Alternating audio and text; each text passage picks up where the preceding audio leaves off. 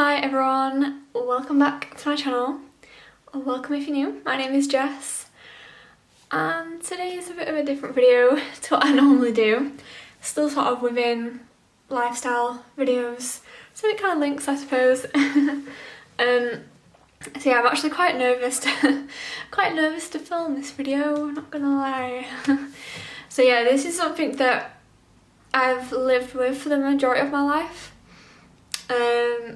I've never opened up about it to like anyone other than close family or friends because it's kind of embarrassing. But I thought I would do it as a video because, you know, like I said, I've never spoke about it, and if it can help other people that think they may have it or are going through it and help people understand it a bit more, or help someone you may know that has it, then I thought that was a good idea. Because when I was younger and when I had this, I'm not even explaining what it is yet, like there was nothing about it anywhere, so like it was like this weird unknown thing that no one knew about. So if I can help, I can help.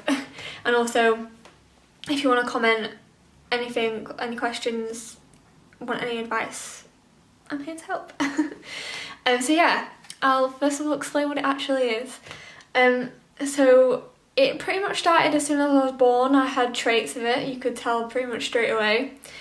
So it's something called Selective Mutism. Now technically it's like known as like a social anxiety disorder. I think that's its explanation. So to put it pretty straightforward, I didn't speak. And when I say I didn't speak, I mean I literally did not speak, like, at all. Obviously at home I did, to like close family, but literally since I was a baby I couldn't go to nursery. Yeah, so I'm just gonna like let me just not get too muffled with this. So I'll start from like the beginning, work my way up to the end, explain what happened now, maybe give some tips. Okay, let's go. So yeah, when I was a baby, my mum could tell there was something wrong with me, I suppose you could say, because like I wouldn't, when she passed me to someone else, I'd literally like throw a tantrum, like cry, and literally I couldn't go to nursery because I literally would not let my mum leave me. And yeah, so when I finally did start school, which I think was just reception, is that the first step in school? I don't know. You could literally tell. So basically I literally did not speak at school, not a word. It's like getting a clicker and pressing mute, and that was me the entire school day. Literally would not speak a word. And it sounds like really weird, and I know it's really weird, and I was fully aware of how weird I was. I literally, oh, my cat's come to say hello. I was actually fully aware of how different I was to all the other kids, and I just wanted to be normal. But the best way to describe it is, I guess, you feel like you're on stage constantly, wherever you are, and it's not that you don't want to speak, it's literally you can't speak, like, you just can't, like, it just doesn't come out, like, you just can't. Like, even when I was a kid, my mum could literally offer me all the toys in the world, all the sweets in the world, and I still couldn't speak at school. She'd literally say, oh, if you can read your book to your teacher today, you know, I'll get you a Barbie doll or whatever. No, couldn't do it. You could literally offer me anything and I could not do it. Trust me, I wanted those toys, but just couldn't do it. I just literally could not do it. When I first started school, I couldn't even smile in front of people. I couldn't even like walk properly. I was like walking like this. Honestly, it was not that. Postman, he's a bit late. It's not that I couldn't do it. I just, something comes over you. I just can't. It's so weird. It's like your mind is controlling you, and you are isolated in your head all day. So when I used to come home from school, I used to go crazy. It's like literally being trapped in your head all day. It's actually quite exhausting. I mean, my mum took me to some like specialists to try to see, you know, if they could help. And I was well aware of it as a kid. I knew what they was doing. I was like, nope. At one point, one specialist didn't even believe my mum that I didn't speak. She was like, we don't believe you that she can speak. you have to get a tape recording of her because we don't believe that she can speak. They thought I had like speech issues, like, you know, actually speaking, like forming words and stuff, and I was like, no, that's not a problem. So yeah, when I was younger, selective mutism was literally like this unknown thing that people just didn't know of, or how to handle it, or what it actually really was. So it was really hard growing up. I used to have a couple of friends, like when they used to come to my house, I would eventually be able to speak to them, but only be able to speak to them in environments that I was comfortable in. So even at school, if I spoke to them at home, I couldn't speak to them at school. It even sounds stupid when I say it, like, it really does. So that I had that the whole way through primary school, and it was just awful. Like, I'd stress and worry about the littlest of things. Like, if I had a cold, I wouldn't dare sneeze or cough because I was like opening my mouth, like, it was unreal, honestly, the degree of it. Little things were just massive worries, like if I forgot my PE kit, like, oh my god, I can't tell anyone, I can't, what am I going to do? I'm just going to sit there like an idiot and expect someone to notice. Honestly, every little worry was awful. In primary school, did pretty traumatise me, to be honest. One of the teachers, she thought she was really helpful, but she really wasn't. Even though I was quiet and obviously I didn't speak, I still wanted to be treated like a normal child. I didn't want to be singled out. I didn't like the attention to be on me. I just wanted to get on with my work and be normal. And she used to like call me Jessie Car, and it used to embarrass me so much. It was actually awful. And give me like a little notebook called a speaking book, and like little things like, I remember in one class she was like, right, when everybody's finished reading this book, come up to me and I'll give you the next one. So everyone was going up to her when they'd finished and she was just giving them the next one. When I got up to her, she was like, what do you want, Jess? Like, really, you said to come up to when you want the next book. Nobody else has said that you're just giving it to them, so you have to be awkward with me. No, go get your book and write in what you want. So I had to have the embarrassment going back, getting this stupid little book, writing it in there. Honestly, it still traumatises me to this day. I literally think if I ever met her again, even now, I don't think I'd be able to speak to her. And I think I'm pretty much over it now. But I think even now, I literally, it's mad. Like, I think teachers don't know how to handle it. And a lot of times they make it a lot worse and they do better. So if you're a teacher and you think your kid you think a student has got this, top tip, leave them to it. Trust me. Just leave them to it. They will do what they need to do. Like, there's no therapy, no drugs that they need. They will come out of it themselves. Trust me. Anyway, yeah, so that was primary school. Even at primary school, even if I remember there's a few times where I really hurt myself. I ran into a wall once, got like a massive cut on my head. I had like a massive lump on it as well, and I felt really dizzy and I couldn't obviously tell anyone, so I just had to go the full day with that on my head, feeling awful. And I was in a PE class and I'm just feeling like this. I got home, my mum was fuming. She was like, you've been at school all day, like, so no one's noticed a massive lump on your head. I'm like, no. So yep, I had to pretty much suffer in silence. No matter what happened, I could not speak. Like, literally anything. It's insane, it's crazy. So moving on to high school, as you can imagine, is a lot harder in high school because that's when kids start to grow up, more bullying's involved. I mean, surprisingly, I didn't really get bullied. I think it's because I couldn't get a reaction out of me. Because I didn't speak, there's nothing to get back from me really, so it's like bullying a brick wall. You can't. Some kids used to sit down next to me and like say, right, come on, talk to me. You need to talk. You need to say something.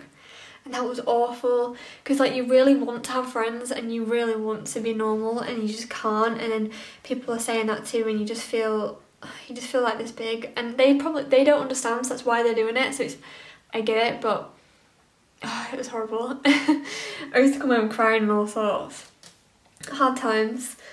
Then high school was pretty hard in high school, not gonna lie, especially when you start with all your different classes. When you do languages, they expect you to speak. It was just really hard. Like, even when it came to the register, and like Jessica, and I'm just like, it's just everyone looked at you and you just like put your head down in shame, and it's just, oh my god, it was horrible. I did have one best friend going through the like primary school and high school. She was amazing. She literally understood me. She could even understand my facial expressions to help me like communicate. She was literally, I could not have survived without it. She was incredible. So yeah, it was just, even like when I went out in public, if I was like with my mum going shopping or something, I'd be speaking to her absolutely fine.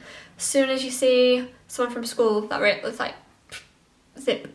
And my mum would know I'd seen someone because I'd literally just go silent. Because I think the hardest part, even wanting to speak, because they know you don't speak, you knew that if you did manage to speak, their reaction, and it was just too much. Like, I could speak to strangers because they didn't know me. Like, I even considered changing schools at one point so I could start fresh and no one would know what I was like, and I could just go for it and just speak. And yeah, but in the end, I think I was 15 when I finally spoke at school, so it was year 11, last year of school. I went on a school trip, like a holiday one. It was to Switzerland, and I just went to Mum and went, Mum, right, you know what, I'm going to speak when I go to Switzerland. I'm just going to do it. And then when I come back from Switzerland and go back to school, I'm just going to speak. Like, I just am. I'm just going to do it. And I did it. Like, don't get me wrong, I wasn't loud and talking to everyone and, you know, being chatty, and I was still shy, but I actually spoke and it felt incredible. And then went back to school and people didn't give me a massive reaction. I don't think they knew how to react to it, to be honest. I mean, I still didn't have a great deal of friends because people were kind of I was still shy, so I was still awkward. I'm still very socially awkward now. Like, if you know me, I'm very socially awkward. It still lives with me to this day. But yeah, that's how it happened, and it was a really tough time. Like, I hated myself majority of the days. Like, sometimes I felt depressed and it was horrible. What was I gonna say? Like, when I got to high school, like, people were going out having parties, going on cinema, going on dates, getting to know boys, and then there were me, and I just couldn't do any of it. And just felt like I was just completely missing out. Like, I just missed out my complete, like, childhood / early teenage stage. Because I literally, no boys were interested in me, no one would talk to me, all my friends were doing these things, or, do you know what I mean, just those normal things you do, and I just wasn't involved in any of it. So it was quite hard, but it was like such a weight off my shoulder when I finally spoke, and it was incredible. And yeah. So tips if you think you are struggling, or if you have got it, if you know you've got it. My honest advice is just to go with it. Don't push yourself. Don't put yourself in situations that you don't feel ready for, and it'll come when you're ready.